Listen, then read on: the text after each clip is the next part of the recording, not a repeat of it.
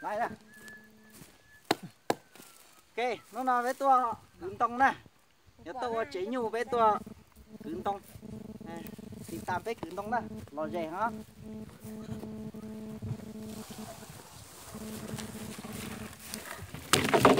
Ủa trả lời thiệt chứ.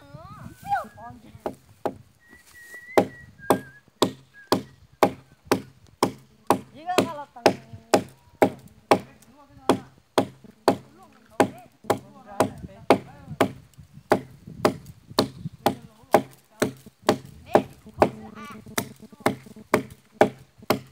Em một xíu chưa?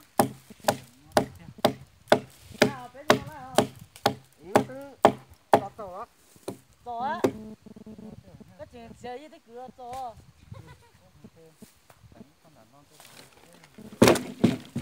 Quán một đó có thể thì trong cái xe hoa cái xe trong đó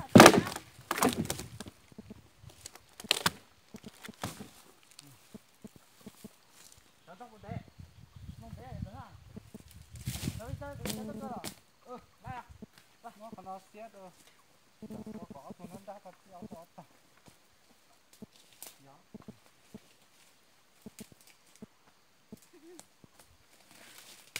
thì không có tăng nữa chúng có biết chúng không ta. Đấy thì có ta.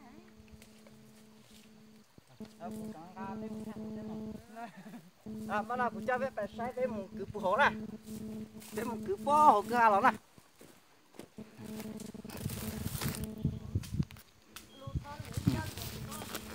Đây, với một sai phù hộ cứ hà.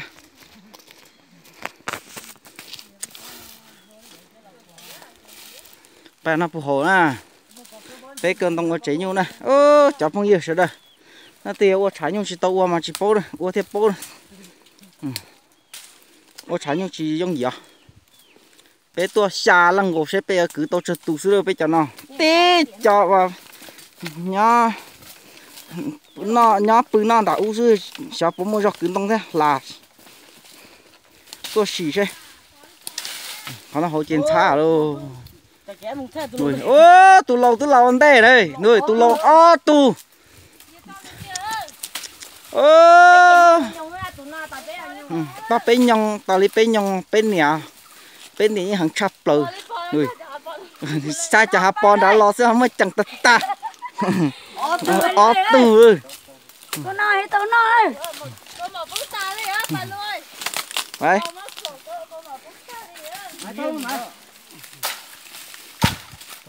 ô, họ nó phù hộ nè, lớn đó để nó vô nó phù hộ nè, giờ.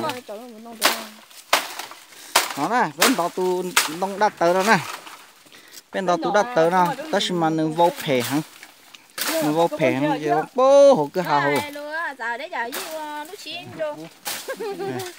Đây nè, bé mù thọ kế đâu. Đó rồi, kế phê ta ra bé trong thọ kế ta ra bay. Cho bố hồ nó.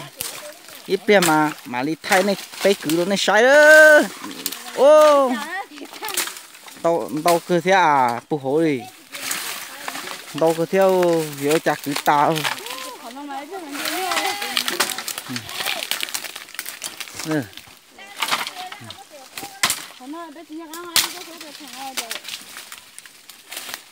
nó này, sao chứ, ô chẳng, cái này khó cơ tài ít thông này ớt thông xuống này, nói à. Tên tông nhá để tê đu tê yêu tê trái nhu này yêu cơ là ô cháy nhu này ôm qua nhu ô cháy nhỏ say nhu không có cơ ô chẳng xóa lo cơ chẳng xóa lo cơ nè bé chẳng nhớ cơ chẳng nhớ cơ ôi lúc cháy nhu gì nè ó lúc cháy nhu nè cháy lúc sư ó lúc cháy nhu nè sao nó hổ chứ dữ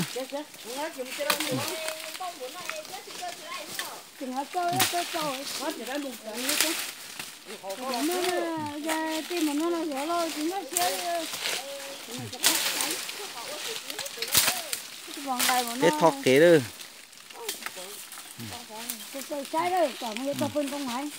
nó bé vừa xả lăng xe bé chả cứ chả phong dư lăng từ nhau dây tôi phá ơ nuôi nó dây dây bùa tù nó ơ cho tổng là mà gì cá ta tụm bò ta tỏ ui tụm mũ xứ nữa ô gì cá tê tê cho tổng là nó cho nó hello chưa bé à Của này. Ủa giờ bé ở trên bay mày nhìn ba mày understand được không bà cái chiên là kỹ tung món ô đấy. thế là ô lúc chạy nhau của ông bẹp là một gì vậy hả bé cứ lấy cho không vấn đề là chỗ cho anh chê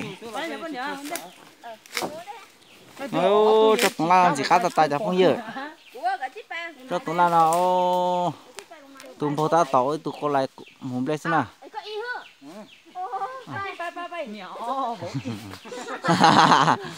ừ mà cứ sao mà cứ e thiết kế đấy tới bé mà ở hàng ta chả phong dư cứ nha cứ cua chỉ dùng gì chả phong dư nha chơi nhau chỉ kề phải nó mà nè cứ ý tôi sư cứ ở to túi chỉ sáp một cứ to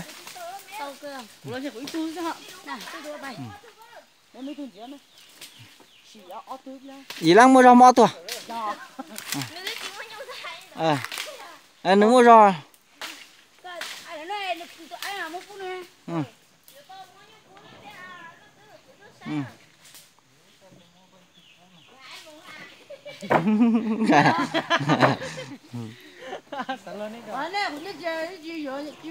ôi rong có phía ôi rong có phía trong nhà tao họ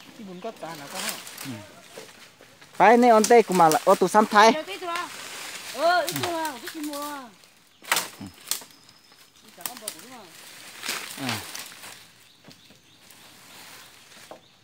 ôi giờ nó ở đây chừng tú lúa mua roi xỉ ót tu ô thầm ăn đà sẽ cho nó cho thầm ăn đà thế nào đây bây giờ bé cứ tông ra mà lên một cho nên một sai thổi bé cho một tủ nữa